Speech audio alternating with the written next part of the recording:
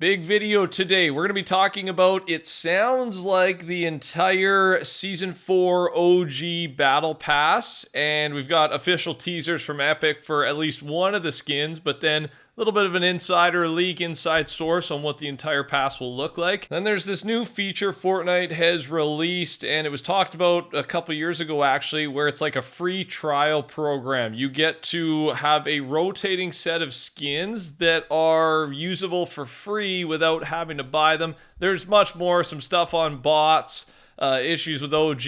Is Fortnite in trouble player-wise? We'll get to that. Let's start with the Season 4 OG. So first, new visitor skin was teased by Epic, and it is dropping on June 7th. So I don't know if this will be in the OG pass or not, but it is coming. It's a skin, and it'll be there, ready to go on release. Big news. I'm excited. I have high hopes. I think this skin's going to look awesome. And then another new OG Season 4 teaser from Epic. Dusty Depot, our favorite OG POI. Would be a shame if anything happened to it. And yes, we know something will happen to it because we've been through this before, of course. So another fun little teaser. Now, here is the rumor, according to Blortzen, so he has some type of source that it makes him believe this is happening. Here's what the OG pass should look like. Fate, Visitor, Omega, and Zoe.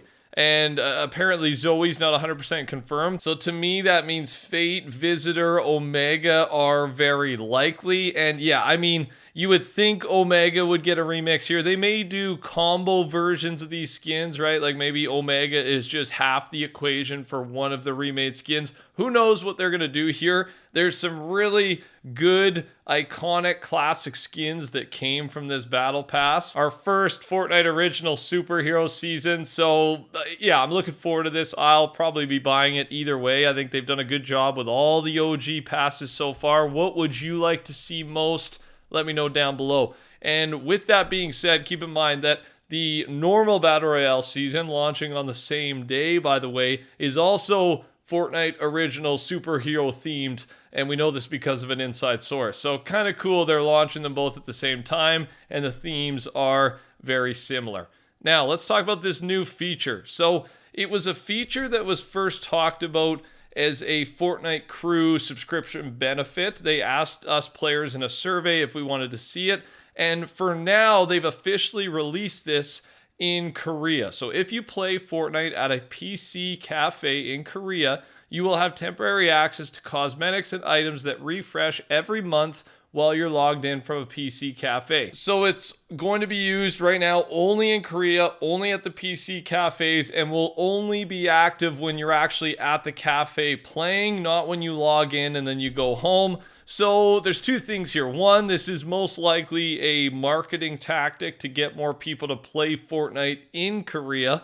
But the other part is maybe it is also a test because yeah, it was talked about as a benefit for crew and obviously would add a lot of value, right? Some sort of system where you get kind of a free trial of a skin that you just haven't had to pay for yet. If you like it, you like how it feels, it plays, rotates to the item shop. After the end of the subscription, once it's about to run out or transfer to the next skin, you have the option to purchase it permanently. Let me know your thoughts. Would this entice you to subscribe to the crew more often if you had this like free trial thing of different skins, or would you just not really care? Let me know down below. I'll keep you updated if we get any real news or updates on this past what we already have. So subscribe, turn your noties on. I am your guy. Now, more issues with bots. The minimum number of real players in Fortnite OG lobbies appears to have been significantly reduced. It's now possible for a Fortnite OG lobby to have up to 92 bots and only 8 real players. I do not know why they do this, why they have done this. Like, I understand that some people like bots, some people enjoy playing against bots, but there should just be a game mode for that. A certain spot where people who enjoy versing AI can go and fight those. Like, I understand that that can be fun, but for a main mode, I really do think this is a mistake. If you've played Fortnite for even a little bit of time, like, it's fairly obvious when you're going up against a bot AI, right? It's not like they blend in as a real player.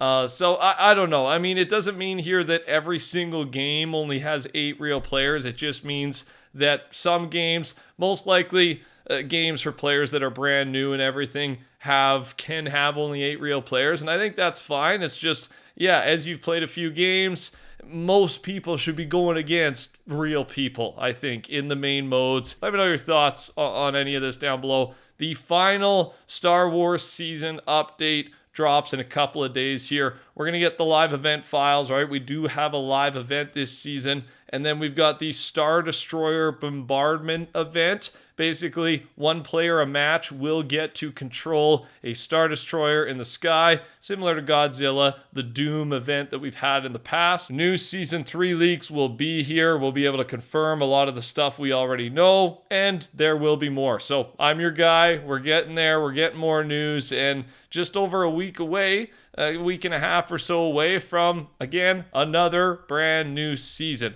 Just so you know, the portal is open again in the map, probably prepping for our live event somehow here. And just a little bit on Season 3 while we're on it. We've talked about so much about this new season, and a reminder that the downtime is expected to start on June 7th, probably around 11 p.m. Eastern, something like that. We thought it was going to be June 8th, so, you know, maybe 2 a.m., 5 a.m. Eastern, but now it's June 7th, so we know the live event's in the morning, early afternoon, June 7th, and then it just might go into downtime right away, or it's just going to be a shorter time in between the end of the event and the new season. So it really only adjusted our timeline by, you know, maybe a maximum of 6 to 8 hours rather than a full day. June 7th is the magic day now. One Punch Man times Fortnite is coming soon, likely for Season 3, maybe in the Battle Pass. We're not sure on this yet. Multiple leakers have confirmed it in different ways, different sources they've heard it from. So yes, very much this is expected. Just will it be in the Battle Pass or not? We'll have to wait and see. Fortnite are working on a release glider mechanic, but you can also take fall damage if you release the glider while you're too high up. So yeah, gliders dropping into the Fortnite map. This system is changing a little bit. I think it needs a little refresh, so I'm okay with it, right? Maybe add a little bit more skill to it on the timing and everything for the optimal drop. I'm looking forward to seeing how this plays out. Kind of a weird piece of news here.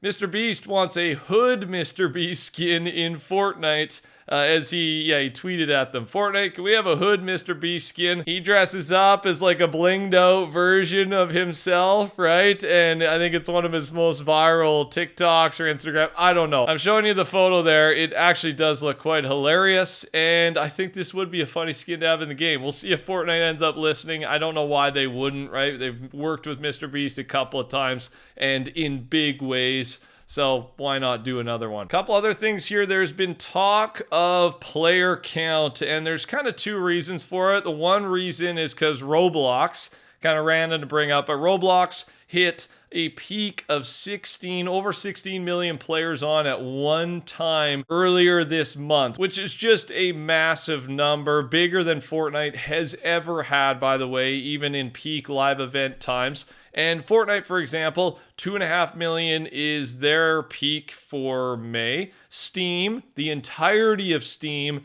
the peak is 11.8 million. So Fortnite is down comparatively from where they've been in the past. And they've always been down from these two numbers, so it's not crazy that they're getting beat here, right? We're talking about Roblox, probably the biggest game there is, and Steam, which is an entire platform with hundreds, thousands of games.